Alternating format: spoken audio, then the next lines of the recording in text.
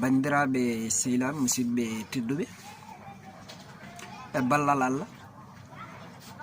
président Macky Sall hanki nomi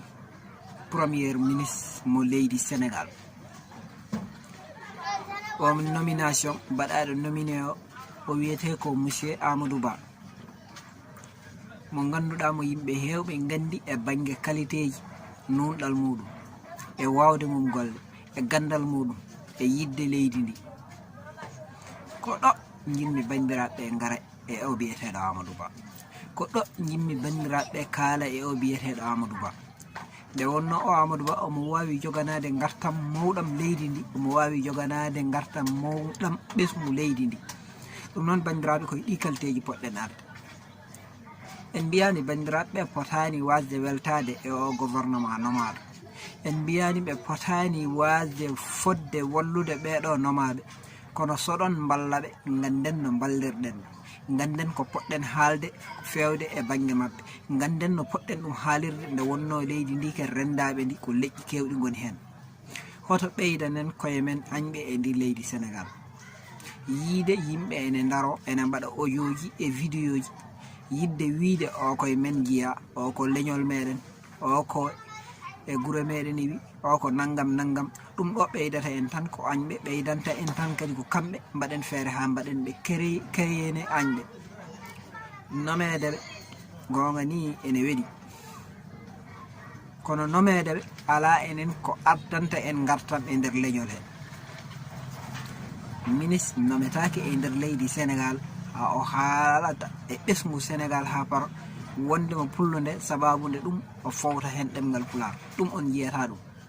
donc bandiraɓe mbatten hakkillaji e koye men sen jiiɗi ndiɗo leydi ɓoyde dañde hen hunde ɓoyde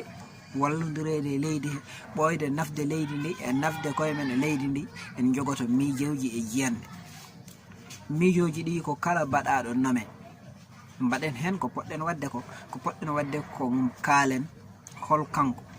en jii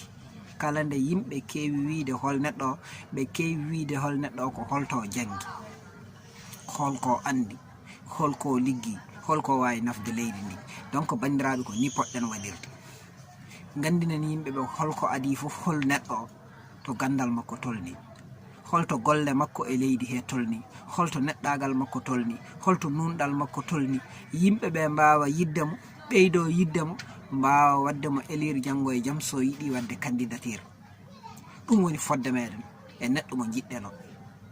kono sen mbi eɗen guitta kala mo jiɗɗen mbiyen eɗen gartira ɗum e nder koye meɗen eɗen kaala e muɗum ko jiɗɗen sen ndenaki tan en mbaɗat feere ha yimɓeɓe jeyaka e men ɓe gañamo so woni wonko fonno fodde wadde e nder leñol he o huula wadde ɗum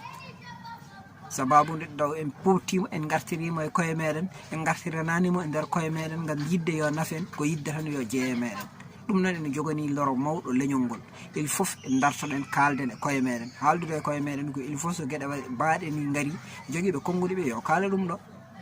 yo kaal e yimɓeɓe yo gaccu wadde gueɗe mbaɗe ni fottude kala jiya tan mbiyana ɓakka e dow koye mumen taw ngol ɗon fottugol jibinanta tan leñol ngol ko loro wona gartam tinnoɗen jaggande neɗɗo o ko mbaɗen feere kaalen qualité makko mbaɗen feere kaalen gandal makko mbaɗen feere kaalen neɗɗagal makko mbaɗen feere kaalen gollal makko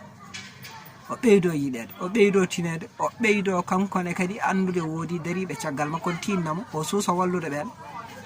par ce que ɓen ballirtamo ko sababude golle makko sababude gandal makko sababude neɗɗagal makko sababude nunɗal makko ɗum noon bandiraɓe sehilal musidɓe tedduɓe ko ɗum ɗo woni min ko jinnami addande on e yiyandam e oɗo banggue calminama on juurama on jarama yo Allah waɗe leñol e jaam.